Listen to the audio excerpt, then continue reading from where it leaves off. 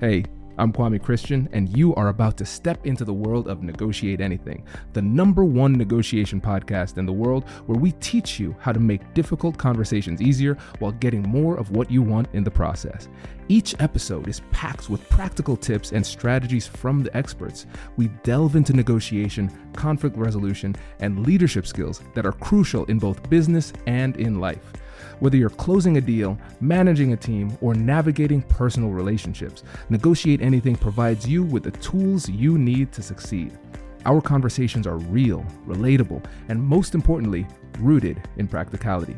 So if you're ready to transform your conversations and elevate your negotiation skills, join me on Negotiate Anything.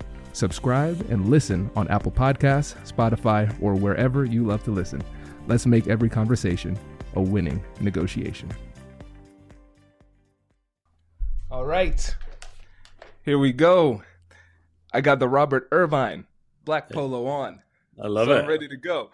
It's Halloween, and I've got my favorite character on. So we are good to go. I thought you'd like that. And then also, for me and my wife, when we were in grad school, it was wild because your show meant so much. So wild. Because I always had dreams about entrepreneurship, and I learned from you from a distance. Entrepreneurship is such an amazing thing. I have now 16 companies, 8,000 employees, and it never stops. It gets more exciting every day. And the more you get out there, and I know you have a lot of, downloads, whatever, but the more you get out there amongst, where do you live? I'm in Ohio, Columbus. So we got to get you down to Tampa to the CEO's conference, right? The more you get around these kind of people that are multi-billionaire people, you're the type of person that they hire to solve problems. I mean, look, I work for some big companies now, very big. Fortune 500 companies have for the last 10, 12 years. And they pay ridiculous amounts of money for what I consider simple fixes. But it's about Kwame's putting yourself around the people that A, can afford you, but B, want to listen to you. I think that's really important for you. And for me and for anybody else that's an entrepreneur. Yes. And and it's took me a while to figure that out, but I finally got a blueprint for it. So, well, let's talk about the blueprint, Robert, because you've had so much success from back in England when you were in the military to being a chef and then having this celebrity career plus all of these businesses. But you've been able to find success in each and every realm, and conversations are an integral part of that process for you. So, in general, when you think about conversations or human interaction, what is your philosophy and your approach? It's really simple. I have done most of my business, and you'll laugh when I say this, or you'll cry either way, is done in a bar, right? I'm drinking tequila. If I do a big dinner somewhere, I always toast the team with a tequila afterwards. And I can tell you, whether it be NASCAR, whether it be USO, whether it be American Airlines, whether it be, I can name 1,000 things. All my deals have been done, or at least began, in bars by just saying, hey, can I buy you a drink? When they say, thank you, chef, for the meal, can I buy you a drink? Yes. What do you do? And that's the conversation. So when I say conversations are important, I would say conversation at the beginning, relationships are the important part. Right. And it's so simple, but at the same time, so many people miss it because they get distracted with other things. And so for people who are missing this simplicity and are forgetting about the relationship, based on your experience, what are the causes of that mistake? Well, there's a couple of causes. I think ego is one, right? Because people that are getting to their own business or in positions of power all of a sudden feel that they are untouchable or unlistenable or communicating able. That's a word I just made up, but or can't communicate. And by that I mean, if you look, I'll give you an example. If I have a general in the army, a private doesn't go to a general; it goes to a sergeant, a corporal, a sergeant, a warrant officer, etc., etc. It doesn't go straight to the general. Well, that's how it used to be. Nowadays, it's not. When I was in the military, I couldn't go up to a 1-star, and I worked for a 2-star admiral. I couldn't just go up and say, hey, Bob, hey, John, hey, sir, what's going on in the military today? And today's military, you can do that, which is kind of a real 360 from where I grew up in. So I was always yes, sir, no, sir in the military. But when I came out, it was still yes, sir, no, sir. But then I would ask another question and say, or not another question, a question and say, why do you do it this way? Without being disrespectful, because that then garners a conversation. Right. Then when I got out of the military, it was, oh, can I buy you a cup of coffee or a drink and tell me what you do? What's the biggest problem? What's your biggest headache? Why is that? And the questions, and if you look at my shows, there's only 5 questions I ask in rapid succession. And it's based on their business. Why did you get into it? Number 1. What were your visions? Number 2, when you got into the business. Was your wife included in that decision? Or did you make it on your own?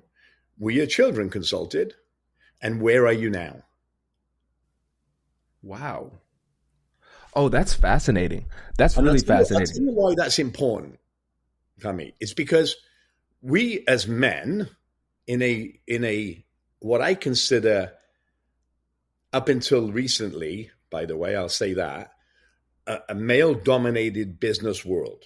That's changed dramatically over the last 10 years. I'd say more so over the last 5. Now we've got female CEOs, which is amazing because women are way smarter than men, believe me. Really, I'm not kidding. And I'm not just saying that for you. I really believe that women are emotional, but they're really smart. And I'll give you an example in a second. But the reason I ask these questions, even on the show, is because by the time I've asked the first question and you're answering the first question, I've already got to the 5th question. So by the time you're answering me, now you're confused at what I ask you and you're telling me the truth.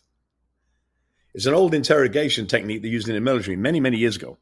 And it still works to this day. And I can tell you, I've used it on numerous CEOs of Fortune 500 companies and got real information in less than 10 minutes than they would never share with their closest secretary of 22 years or assistant or whatever, or their mother.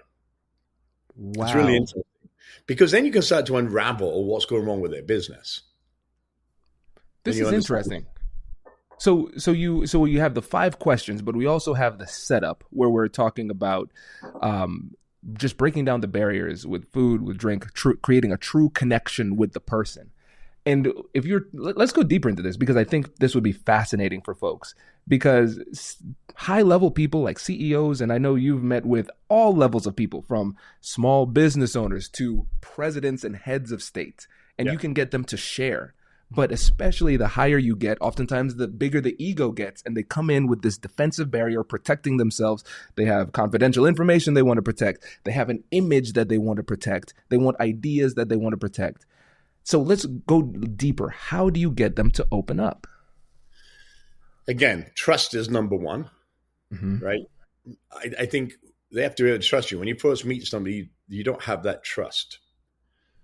But what you do have before you walk in the door, and let me tell you, when you're going to meet any CEO or any VP or anybody of any rank in any organization, they're going to have already done their research on you. Believe me. They'll have a dossier on you, believe me, when you walk in the door. Authenticity is the number 1 thing I tell everybody. Don't try and be something you're not when you're not that person. I'm the same to you as I am to the President of the United States, whoever they are. I don't mix words. I tell you as it is. And then I tell you how you're going to do it. And that's a true story, where I'm concerned with food and operational stuff that I do. And I think if you're authentic, authenticity will always ring through. If you're passionate, you'll see it. Number one, it's a thing you can't. You can ask a question of me. I'm going to tell you the answer as it is, the way I say it. Almost like what's the guy I was on watching last night? The sports analyst, Stephen. Oh, Stephen A. Smith. Smith. Yes, I was watching him last night, and I was so.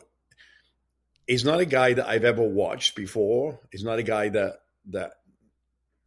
I'm not a sports guy, so I would never watch him. But he was on a political show last night, and his answers and his questions were very thoughtful. But he was very authentic in his answers when he gave it to the audience, because he didn't know what was coming. And automatically I was drawn to him because of his authenticity. When somebody tried to put words in his mouth, he said, "No, stop. This is exactly what I said and how I said it."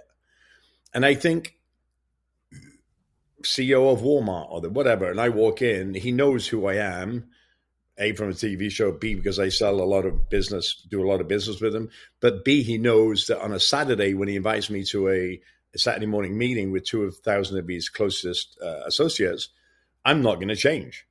I'm Robert Irvine. I'm the same. And I give you an example. Doug McMillon, when I first met him, the chairman or CEO of Walmart, I'd been on a flight all night. I'd done a live show the night before somewhere else, 5,000 people signing. It was 6 o'clock in the morning. I was dog tired. I jumped in a hotel, shower, changed, got to the Walmart place where I'm speaking, and Patti LaBelle was there. By the way, I didn't even know who she was, and that's a true story. That's how, how I am. And a guy came up and he said, "Oh, Robert, thanks so much for coming. You had a pair of jeans and a T-shirt on." I said, "Oh, nice to meet you. What's your name and what do you do?" He said, "Oh, I'm Doug McMillon. I'm the CEO of Walmart." And my team just cringed. He just laughed and it said, "That's a good gig if you can get it, huh?" And that broke the ice completely.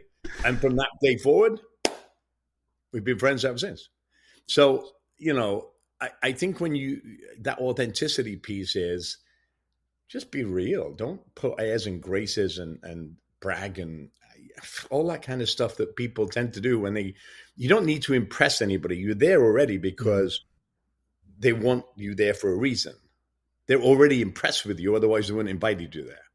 Yeah. So you don't need to all that stuff.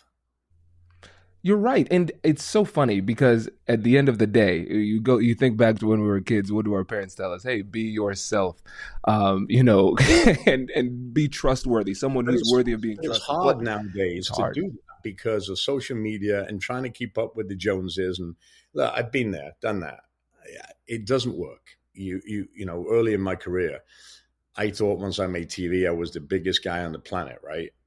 And then you realize that he's just this little guy on a TV show, then days, that really people can't tune into, will or won't listen to you.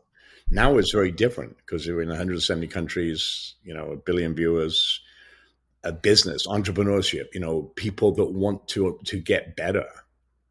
And I don't think I've changed since, maybe a little softer now because I listen a little bit more, but I used to go in and just railroad. I don't care what your feelings are. And that's why I said when I told you about the 5 things I asked now, they're really important because what's the word I would use? Empathetic leadership. Mm-hmm.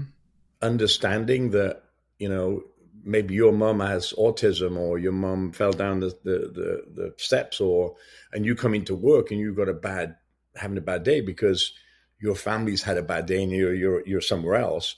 I need to know that your son or daughter's autistic. And I'm going to say to you, "Hey, Glennie, you know what? Go home.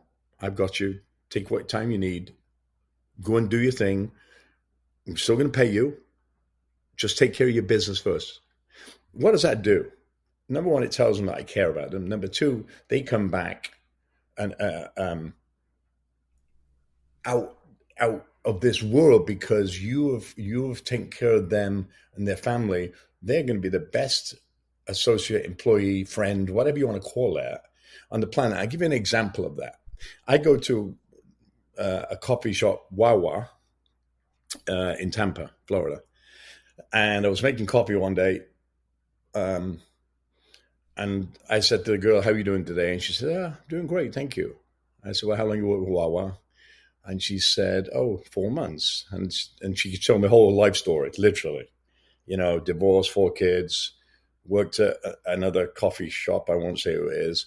But when she came to Wawa at Christmas, she had no money for presents, no money for kids, couldn't pay bills. Her manager at Wawa found out, called the corporate office. The corporate office bought everything on her wish list for her kids, paid her bills, and she'd be a lifelong employee of Wawa because of that. And I think that's what empathy and empathetic leadership is. Understanding your people that work with you, alongside you. That's powerful. That's powerful. Yeah. And Robert, I cannot let you get away with this. You just slipped this in because you said now you've become more empathetic, right?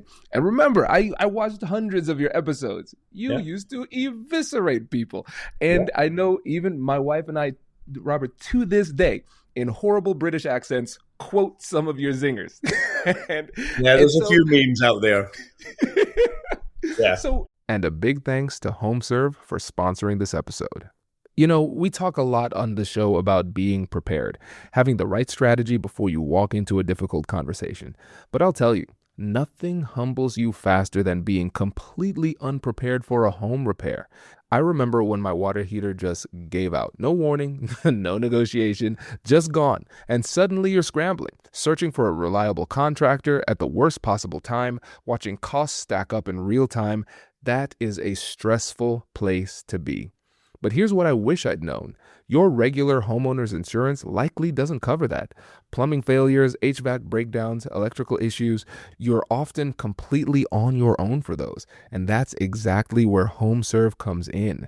HomeServe offers plans that cover specific home systems, starting at just $4.99 per month. When something goes wrong on your plan, you simply call their 24/7 hotline and they connect you with a local, experienced professional that can handle the repair. No panic, no frantic searching, just one call. They've been helping homeowners for over 20 years with a network of over 2,600 local contractors, 4.5 million customers, and a 4.8 out of 5 post-repair rating. Help protect your home and your wallet with HomeServe against covered repairs. Plans start at just $4.99 per month. Sign up today at homeserve.com to find the plan that is right for you.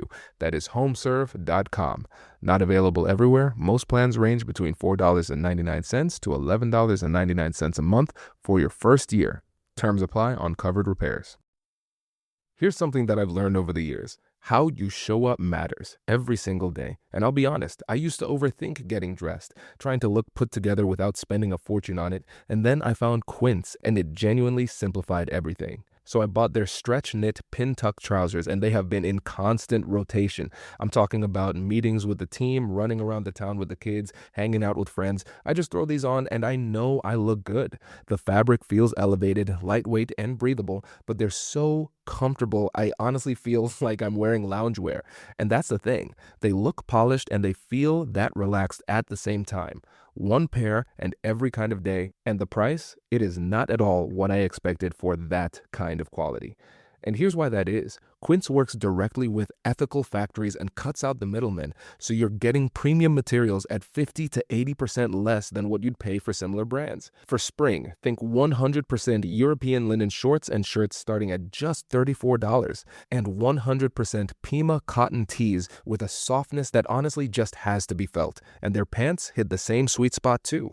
Relaxed and comfortable, but polished enough to wear pretty much everywhere. Refresh your everyday with luxury you can actually use. Head to quince.com/Kwame for free shipping on your order and 365-day returns. That's QUINCE.com/Kwame for free shipping and 365-day returns.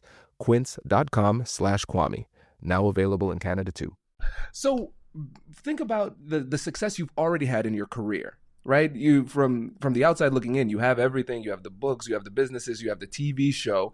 You were in the military, you still work with the military, and yet deep into your career, you made this shift to become more empathetic. What changed for you, and how did you go about making that change? I think for me, it was an episode I did, and my daughter was 16 at that time. She's 24 now, so you know, 8 years ago, 10 years. Yeah, it was longer than that, 10 years ago. And there was a young man that was 300 pound, autistic, in a wheelchair, very rare disease, gonna die. And I went in there like a whirlwind because we only have 48 hours, and it's real. It's no BS. It's just get in there, see it, measure it, figure it out, and fix it. And it's so funny because LJ was his name, and we fixed the restaurant, and I took a door off a closet, or it was a service station, because I don't like doors on service stations. I want to see it clean and all that kind of stuff. And then just before we opened the doors, after 48 hours of real, like, intense work, and I mean really intense, I said to Tom, my builder, I said, that wall doesn't have a picture. I need a picture on that wall. And it's just that people would walk past it and see it, that's all. Yeah. And it had to fit the colors of what I just did the restaurant in. So he went into where we took everything out of, a pod, and he found this picture, and he tacked it up 2 minutes before we opened the door, literally. He said, is this okay? I said, yeah, put it up. Well, we let the owners in, let the son in his wheelchair in. Now he's 300 pound, autistic. He came in they came in the wheelchair, and then all of a sudden he glanced in this service station, saw this picture, and jumped out of his wheelchair and grabbed me and took me to the floor. I mean, literally put me on the floor, and I'm like, what's up? What's going on? What's happening? And over go the crew, and everybody's going nuts because I'm on the floor, and are you okay? And I'm like, yeah, I'm great. Whoa, what's it? LJ, what's this? And his mum piped up and said, that's the painting that he went on a Make-A-Wish Foundation. He painted that picture, right? So if that's not serendipity, I don't know what is, or God's interaction, because I didn't pick it, Tom did, because it was the colors of the restaurant. So that happened, and then just before, his mom gave me an envelope and just started to cry, and I said, this is unusual. I'm giving you a restaurant, and you're giving me an envelope. And she opened it. I said, what is it? I said, I opened it, and I said, what is it? She said, it's my eviction notice to my house. We're being evicted. And at that moment, I'm like, you have a son who I know is dying. I have a restaurant full of people, including my 16-year-old daughter. We are filming, and this is all live. We don't stop and cut and tape and da-da-da. I opened it up, and I said, okay. They need $70,000, $80,000, whatever it was. I said, oh. 2, 3, my brain kicks in. I pick up the phone, and we're live. We're doing the whole thing. And I call Mark Summers, who's my producer. I said, hey, I need $10,000 from you. And I said, don't ask why. And he said, why? I said, I told you, don't ask why. I said, just say yes. And he said, yes. I said, good. Okay. I wrote a check, right? For $30,000. He gave me 10, and I did 20. And I said, I'm going to write this check. I'm going to give it to your mortgage company so we can settle everything down, so you don't get thrown out, right? Evicted. Then we went on with the show. Then we revealed the restaurant. Then we were, but all this was before. The reveal of the restaurant was really secondary to the pain that this family were going through, right? Restaurant that I just fixed, but come in like a whirlwind, like, hammer. a son that's dying. And by the way, LJ died 2 years after that. And he's on every episode of my shows. There's a picture of him. Even in my live shows, which I do in front of live audiences, up to 5,000, he's in my video screens because I never want to forget that moment.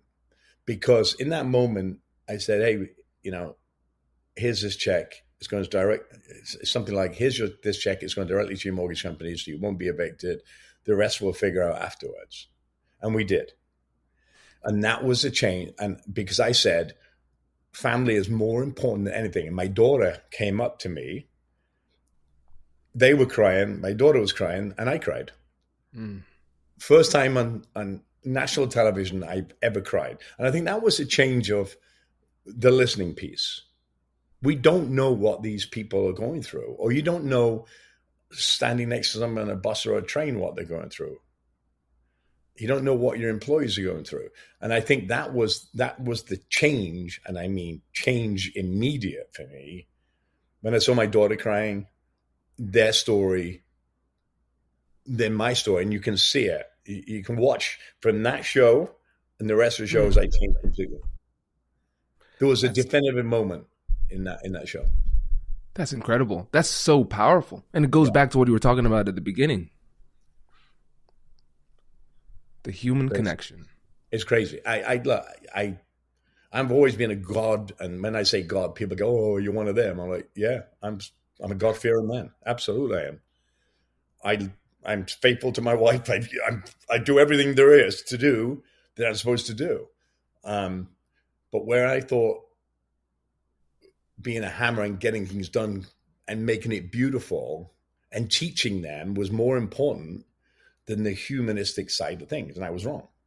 Within that, it never changed. We still had 48 hours, but now I have to condense. So if you imagine I go in at 8 o'clock in the morning, I wouldn't start moving out the equipment, their furniture and whatnot, until 2 in the afternoon, because I really wanted to figure it out. Wow. And then I still have to open the next night at 6 or 7 o'clock in the evening with a full restaurant food turns. So I learned to be really good at it.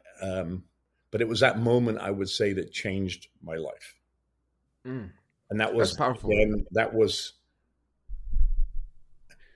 I'm going to say something that is really weird, but God will only give you as much pressure as you can take and get you ready for the next chapter. And I truly believe that was that moment. Wow.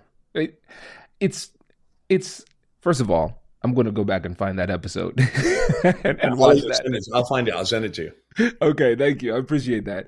And the second thing is too, I think for a lot of folks who are kind of doing business in the traditional way, we're focused on the numbers. It's all about the P&L, the bottom line, all that type of stuff, driving toward that. These stories seem almost fanciful, but your career demonstrates the opposite because you've become more empathetic and more successful at the same time. And I think what's so fascinating is that right now I'm envisioning you right now with the wisdom that you have right now, going back 20 years to talking to Robert Irvine right then when he's hard charging and driving, and you're saying, hey, you can actually be empathetic, you can listen, you can care and connect as a human and still be successful in business. How would you go back and try to convince yourself back then that it can be done? I don't think I would have, because I just believe that there is a series of steps in our journeys, each one of us, and that was a step in mine. I don't think I would. People say to me, if you could change anything, what would it be? I don't think I would change anything in my life. Wow. Anything. Because they've been stepping stones to get to where I am. That means the failures, and I've had failures. I wrote a book, Overcoming Impossible, the wins and the losses, because I couldn't get to everybody that I needed to, because we can only do, 2 restaurants a week. But so for me, I wouldn't change. I wouldn't go back. I wouldn't say, Robert, you can have all, because I don't think I would have the drive to change. When you're in the military, you're very hard. You get the stuff done. You do things that you look back on later and you're like, well, I had to do it because of this, right? You have to protect people. You have to protect yourself. You have to do all these things. But I also think if you ask any veteran, that military service sets them up for success, meaning teamwork, excellence, leadership qualities, all the things that we get taught in the military. But when you come outside, it's very different because it's a cutthroat society outside.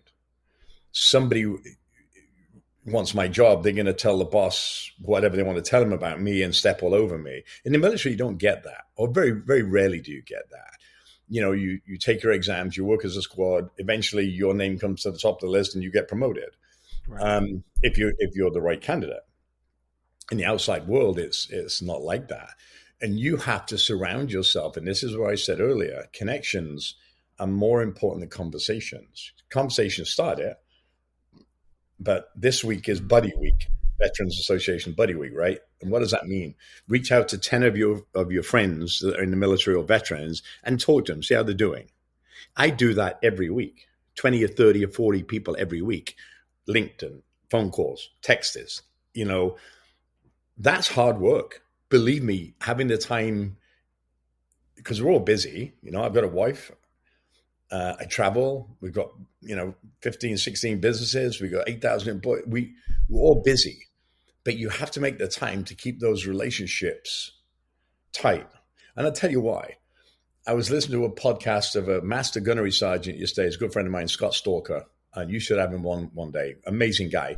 He was in charge of cybercom, space comm. I mean, smartest guy on the planet.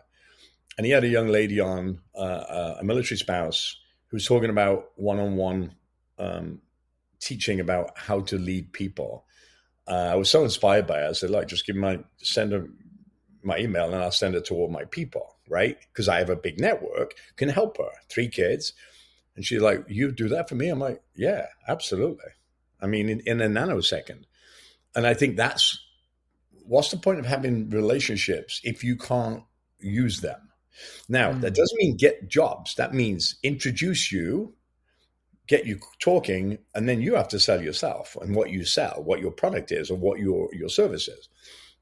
But I think the bigger network you have, the more fun it is, because we do a lot of stuff, but we put people together in a room, every couple of weeks and just let them network and see who can do what for who and why. And it's just great to see the responses of people just saying, hey, this guy introduced me as I got my first job. Isn't this great?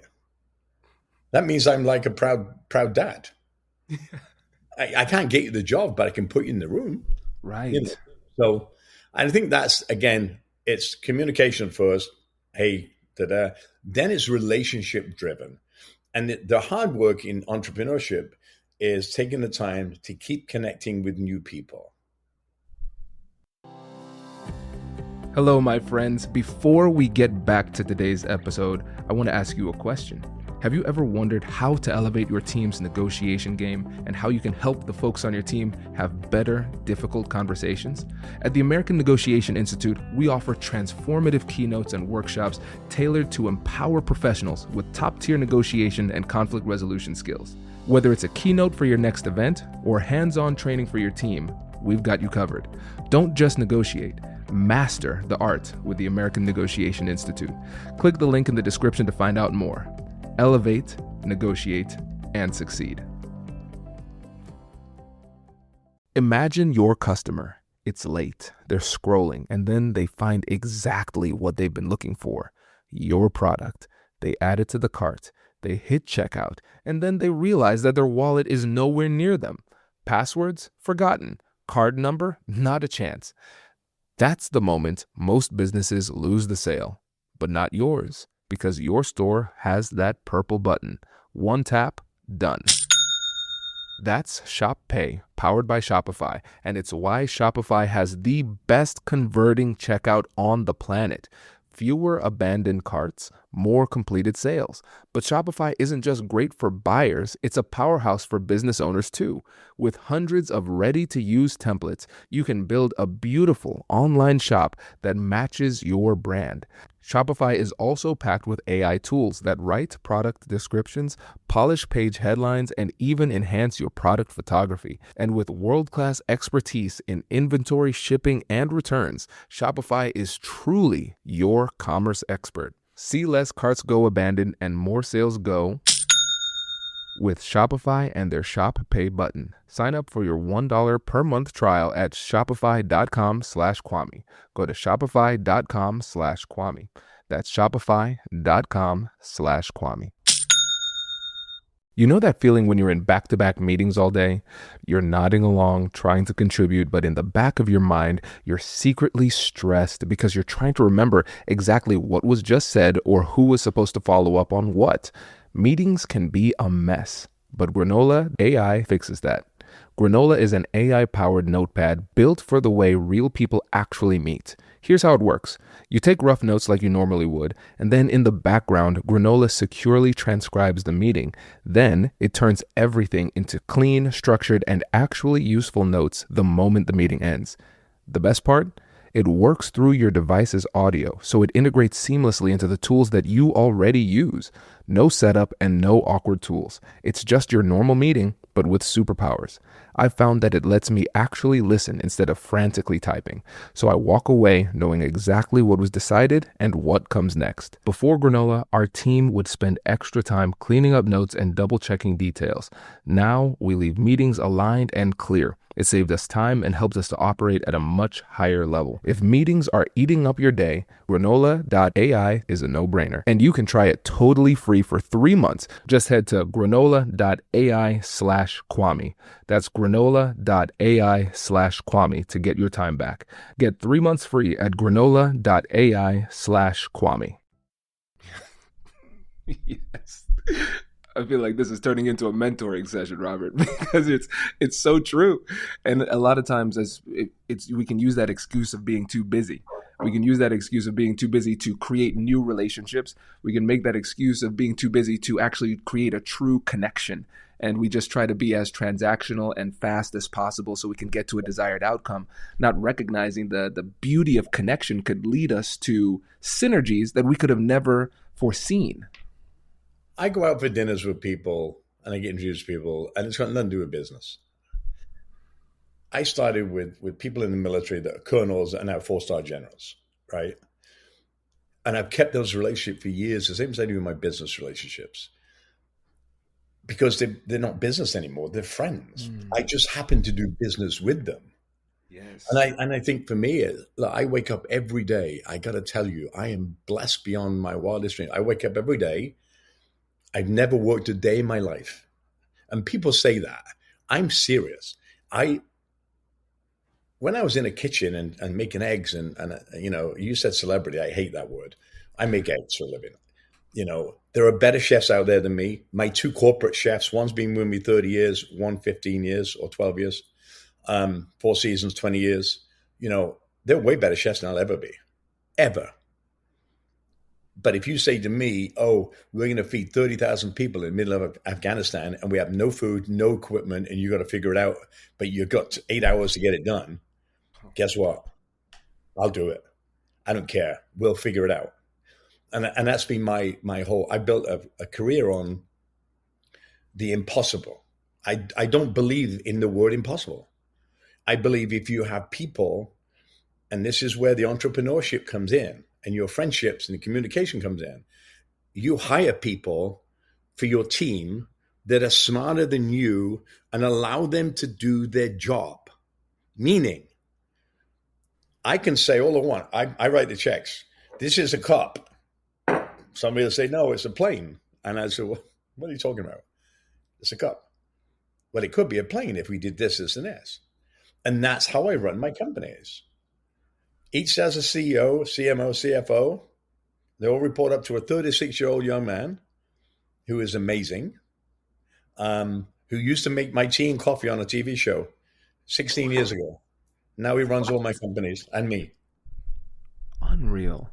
So you have to be able, again, that ego piece, to listen. And I'm going to go back to a thing I said a minute ago when I said women are way smarter than men. I've only hired 8,000 people in my whole career, in my businesses, not in my whole career. 3 of them I hired from the Army, CW5s. And my wife said to me, so basically the team gets to talk to them first for an hour, and my last one is my wife. And my wife said, I don't think they're going to be good for you. I don't think they're going to be good for you. And I said, yeah, they are. I hired them. $3 million later, 2 years, lost, by the way. I had to go to her and I said, you know what, I'm going to fire these 3 people. And she said, I told you. And I said, I will never doubt you ever again. I fired them. The business went through the roof. And that's my practice. I never go against what my wife says. Because she has it. Women are intuitive of people that are going to protect you and be with you and work with you. And all the rest of it just falls into place if you hire the right people. This is brilliant. And Robert, I think well over 50% of my team is comprised of women, and they will love this part of the show. And I will make sure that they never see it because their egos are too inflamed. You make sure they see it. I'm going to go online and tell them. No, but you're so right. You're so right. And I see it so many times. I don't understand. I don't fully understand it, but it goes to what you're saying. It's the intuition.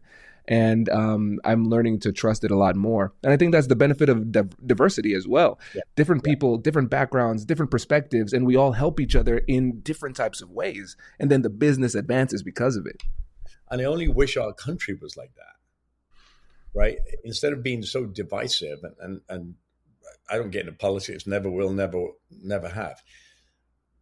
If people could understand somebody's going to win, somebody's going to lose, and we have to come together, whoever it is, no matter what it is, to work across, right? But our job should be to make sure that we can help those less fortunate, the people that are not getting the healthcare, that are not getting the financial aid they need, not getting the schooling they need, not getting the healthcare they need. That is what I look at in my daily life, not just for the country, for all my people. Right. That's what I believe in. That's what the foundation is about. That's something that I don't think you can be taught that. I think that comes from your parents, from when you were a kid. Both my girls, one's almost a doctor, one's almost a criminal lawyer. She's already a lawyer, but a criminal lawyer, 22 and 24. And I love what they do, which is helping people. Your whole life is meant to be about helping them progress into that next level of whatever that is they want to do. With my chef's the same. I just told you, Justin, my CEO, was making my tea and coffee. At 21 years old, he came to work for me. He's now 36, almost 37. I don't know any other 37-year-old that makes as much as he unless you're in Silicon Valley. Right. But he put in the work. He was in a hallway making 100 cold calls a day in between doing a TV show. So work is the work ethic, the attitude, and all those other things, the conversations and the relationships. And something I learned from him, when somebody gives them a business card, or they don't even do that, and now they touch phones and it's all, there, right? But they've got an email the minute he gets there. They've got an email to their office the minute he gets there. I've never seen anybody, even with enlisted aides or executive assistants, that do that. Nobody. And it pays off so much. Immediately, they get an email, you get a response back. That's your communication start. Hey, I'm flying in next week. You want to have dinner? Let's have dinner. Then all of a sudden, it may take a week, a month, a year. But if you nurture those relationships, something big comes out of them. And I can guarantee that. This is such an important reminder. It's going back to the fundamentals of human connection. It's so powerful, and I So think it's I was just yeah. asked to give a speech at Harvard, right? I can't tell you why, but one of my companies has reached a really big number, really big. I mean, in the B's. Um, I didn't have any money when I started it. I bootstrapped it, credit carded it. I didn't take any institutional money. I only used my own money. And it's got to this humongous company that at some point you'll hear about it tomorrow. Um, you'll see how big it is. It will make front page news. And you got the scoop ahead of time. I can't tell you what it is, but again, I was the guy that finished a TV show and go to a store and say, "Can you buy this product?" I was the sales guy. I was the maker. I was the recipe guy. I was the sales guy. There's nothing when people say to me, "Oh, I can't do that." They won't take my call. I've done that. I banged on the door. I didn't take no. And I wasn't a TV I was on TV. I just started a long time ago. And I wouldn't accept no for an answer. I become annoying to the point that they'll say, "Okay, yeah, come in, dude," just to get rid of you, you know. um, I should have been slapped with a stalker sticker, but unless you keep persisting, you'll never be successful. Unless you have something that's unique and nobody else does it, you'll never be successful. And it doesn't have to be. I'll give you an example. Joy Magano. Do you know Joy Magano? Mm-mm. Joy Magano is a brilliant female. She's probably got, I don't know, 1,000, 2,000 patents on stuff. She decided to put a piece of felt on a wire coat hanger to stop the clothes falling off the wire coat hanger. Made $1 billion. Right? It doesn't have to be. It's just common sense. 9 out of 10 times, it's common sense things that help and make easier for other people to go about their daily life. Entrepreneurship is about failing, picking yourself up, trying again, getting a unicorn if you can get a unicorn or a win. But if you don't and you fail, you go back to the drawing board and you keep going back and back and back and back until you have that hit. One win deletes 24 L's. Wow. And it doesn't have to be a big win, as long as it's a win. Because that gives you the energy to keep going back. And I use Jeff Bezos as a prime example, right? Who would have known 30 years ago that a book, right, would turn into a $202 billion empire? Or Elon Musk, when everybody said he was a nutcase. By the way, they said Henry Ford was a nutcase too, right? And then he puts a rocket in the air 2 weeks ago and catches the rocket booster back in the arms because he had the audacity to try something when everybody told him no. You know, and I think that's my biggest. When people tell me no, it's like red rag to a bull. Really? Okay. And I've got companies, and again, I won't tell you what they are, but just because of what's happening. But I've got companies that people told me don't touch it because there are another 231 of these. And I said, "Oh, but mine's going to be different." And it is, and it was, and it worked. And that blueprint, and we can go into that another time offline, but that blueprint I use in every company I build. And it works because I've done it. We know how it works. We know how to scale it. And scaling a business, this is something, and I do veteran Shark Tanks. I had a TV show. It never took off, actually, because the Me Too movement and the person that greenlit it at CBS was fired because of Me Too, which is fine. Yikes. He deserved it. But I had a Shark Tank for kids. But I won't tell you what the idea is, so I'm going to go back with it soon. But it was helping kids and entrepreneurs as kids start their first businesses. And it was really interesting. No cash involved. It was all social media and whatever. Kids are smart. They doodle and they do things at school, and they come home and they say, "Oh, look, Dad, Mom, oh, that's not a bad idea."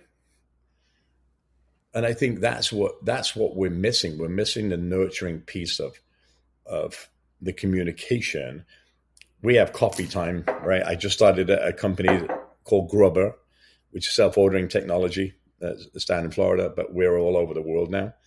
But it just started coffee time and book reading and exchanging of ideas and books, what to read, like we do in the military. They have a book club now. And again, it's that communication of sitting down for 10 minutes a day before every restaurant that I've ever had. And in the Pentagon, we have a restaurant in the Pentagon right now. Before we open the doors, 6 o'clock, everybody breaks for breakfast at 5:30. They eat together, clean up, and they open doors at 6. If you need food to go home, you take food home with you. We have a school called Glow Academy in Wilmington, North Carolina. I helped fundraise for it. 400 underprivileged kids, boys and girls, that get fed, they get clothed, they get curriculum, 97% success, college graduation. And Wow. yet, they're from gang families and low income families. I'm not saying they're all gang families either. Right. But, if they can do it in North Carolina, why can't we do it other places? And we can if we have like-minded leaders. And I'm looking at you as a lawyer, me as a chef, somebody that owns a gas station. It's just putting like-minded people together to help those that can't or don't have the ability or the finances to help themselves. I think it's the military does it. The Navy, our Army, they have a pre-joining, because not one pre-joining school. So not one person, or very few in the United States of America, are fit for military service. They're already obese, right? So at 15 to 16 years old, you got to do, I think it's 22 weeks, where they get you ready for you to do your exams and do your physical fitness to go into the military. And they're hugely successful.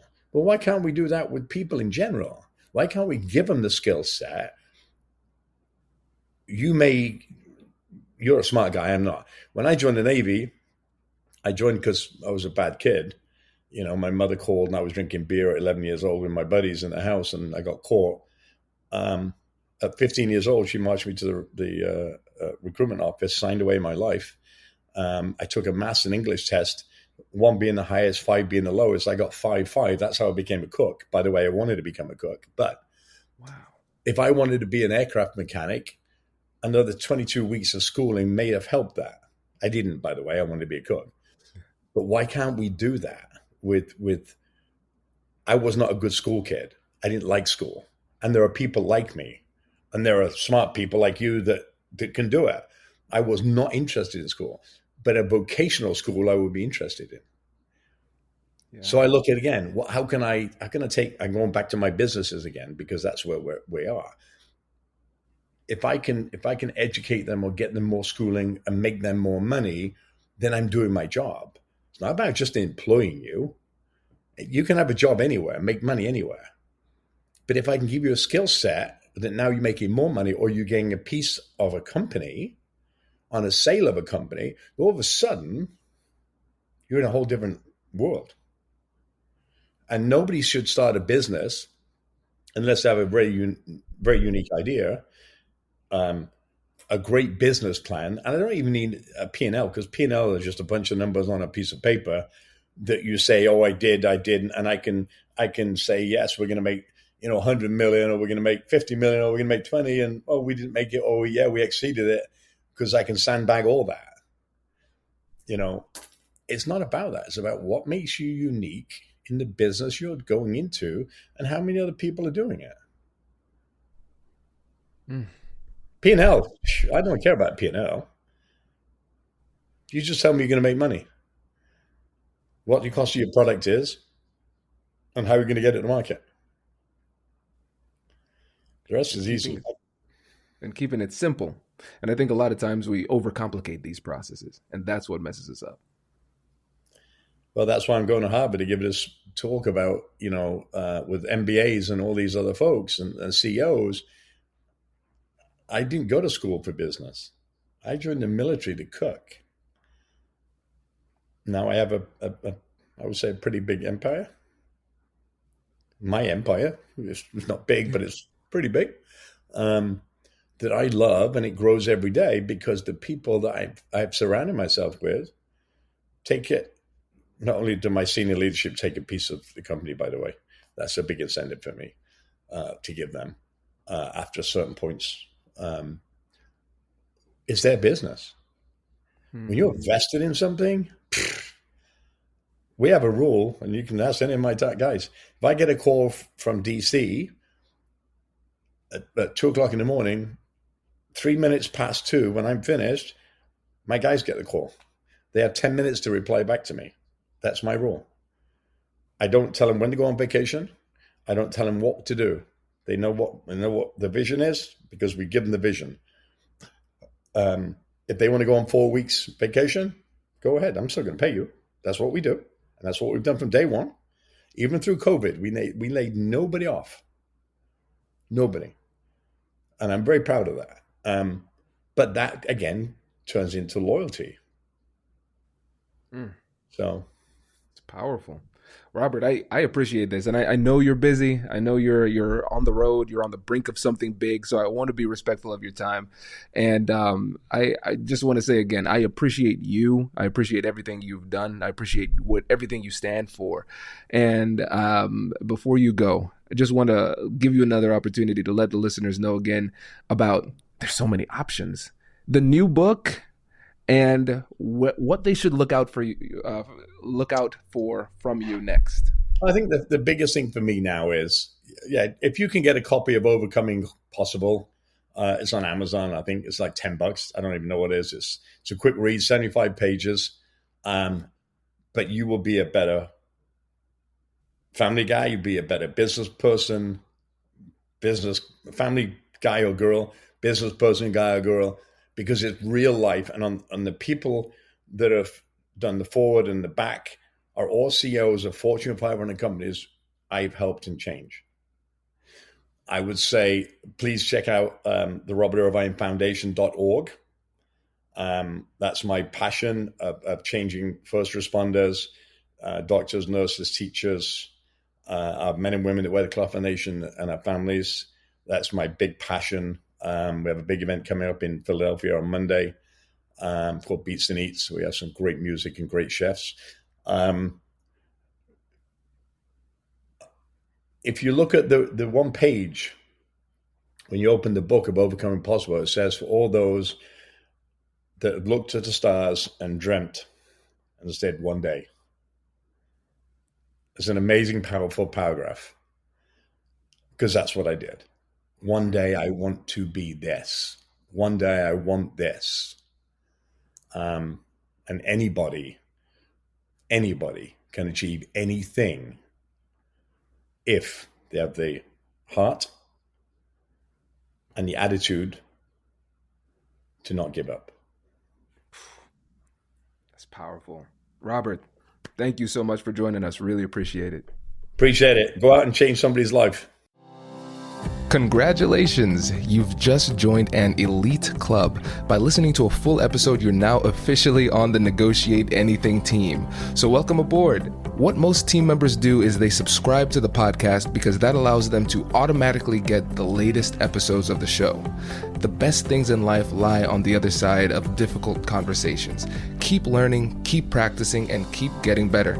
Your relationships will improve, your career will soar, and you'll have the confidence you need to get the most out of these crucial conversations. Again, thank you for joining the team. We're excited to have you, and I will see you in the next episode. I'll catch you later.